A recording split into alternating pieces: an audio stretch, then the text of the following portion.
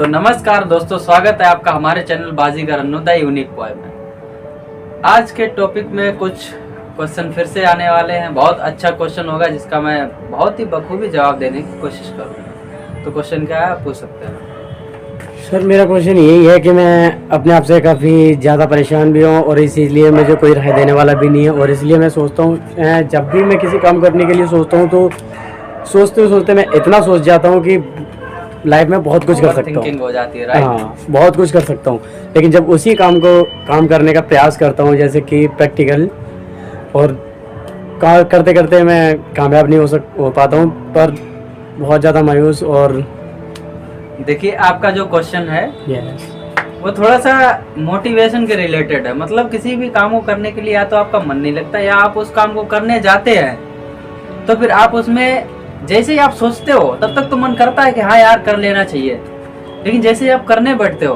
तो फिर उसके बाद आपका मन कहीं और चला जाता है, राइट? इसका मतलब है कि आपको थोड़ी सी मोटिवेशन की जरूरत है। सबसे पहले ये समझो कि मोटिवेशन है क्या।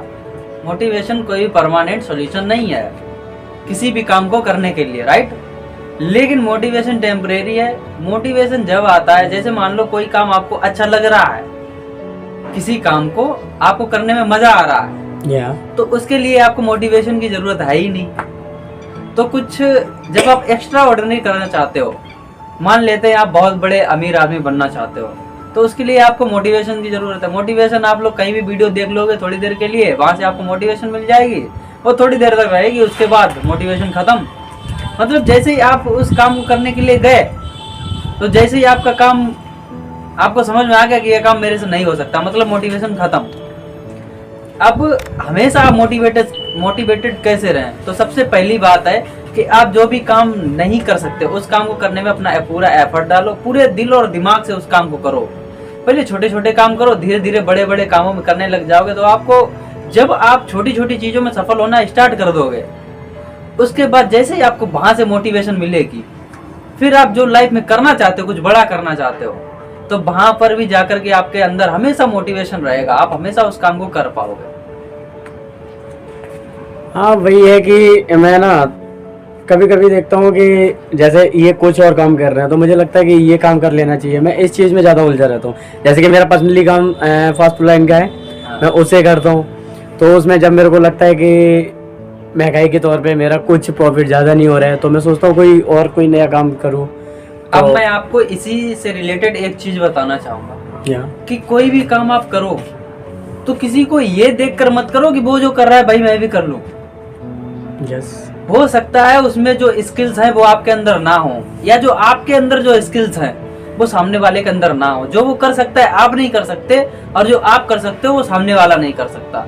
तो जो उनमें अपने मन को उस जगह पर लगाओ जो आप कर सकते हो। जिस काम को करने में आपका मन नहीं करता उस काम को करके देखो एक बार, आपको मजा नहीं आएगा। जिस काम को आपको करने में मजा आता हो उसी काम को करो, और उस काम में इतने परफेक्ट हो जाओ कि वैसा काम कोई कर ही ना सके दूसरा। ये भी माना कि एक चाय वाला है, एग्जाम्पल के तौर पे एक चाय वाला है, अब उसकी रेडी बहुत ज्यादा चल रही है, उसके पड़ोस में आपने भी अपनी एक रेडी रख ली, तो उसके कोई चांसेस नहीं है आपकी रेडी वहां चलेगी। अगर आपकी चाय में कोई अलग सा तड़का होगा, जब लोग उसको पिएंगे तभी लोग आपकी दुकान पे जाएंगे ना। बिल्कुल सही। हो सकता है जो सामने वाला चाय बेच रहा है, जिसके पड़ोस में आपने अपनी रेडी लगाई, वो कुछ चाय तो सब लोग वैसी बनाते हैं, लेकिन उसकी चाय में भले ही स्वाद ना हो, लेकिन उसकी जो मिठास है जो लोगों के दिलों में फैली पड़ी है, वो उसकी अलग चीज होती है।